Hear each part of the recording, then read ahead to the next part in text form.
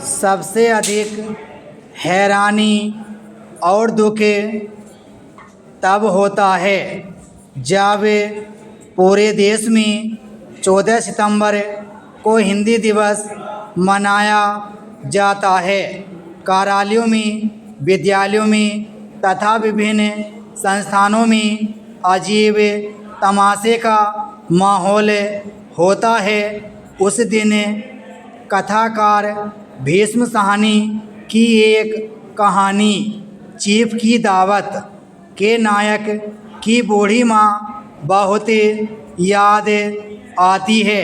Chief American है, उसे दावत पर बुलाया गया है।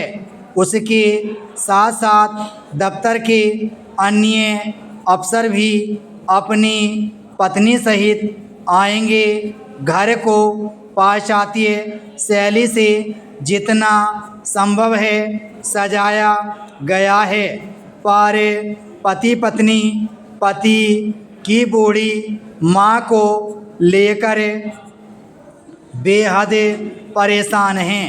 वह माँ उनके आधुनिक वातावरण में कहीं फिट नहीं बैठती।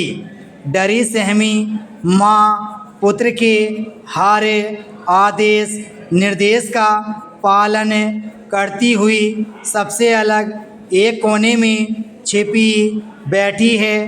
पर अफसोस, अमेरिकन बॉस घर में घूमता फिरता घर के रख रखाव की प्रशंसा करता हुआ उस उपेक्षित कोने में पहुँच जाता है।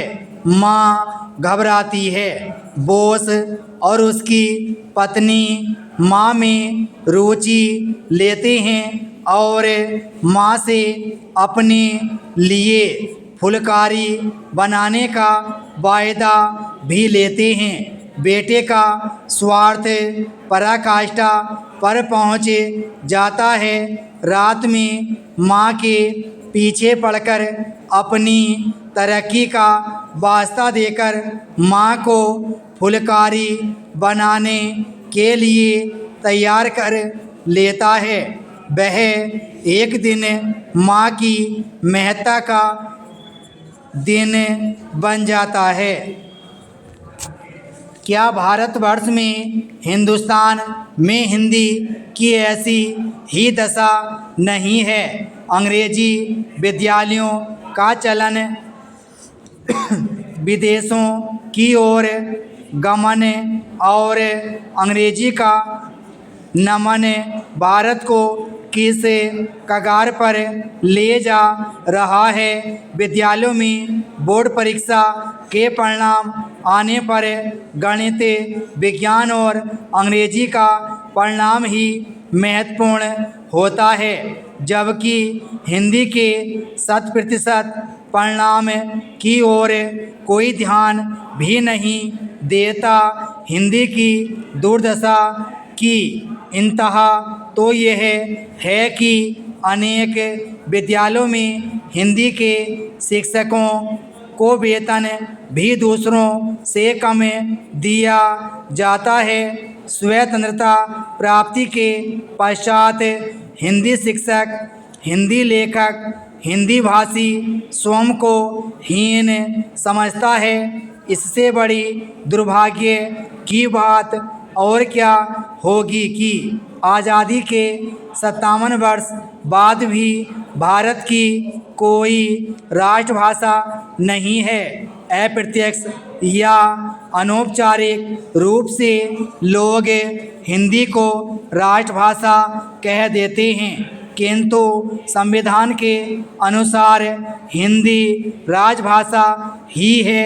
यह भारतीयों की हीन भावना का ही परिणाम है कि देश में हिंदी की स्थिति बद से बदतर होती जा रही है।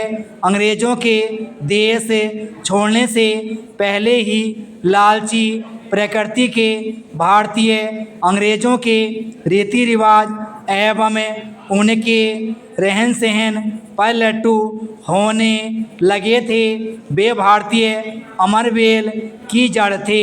उन्हीं के वंशज अमरवेल की भांति भारतीय भाषाओं एवं संस्कृति के वृक्षों पर फैलते जा रहे हैं। ब्राह्म स्टॉक।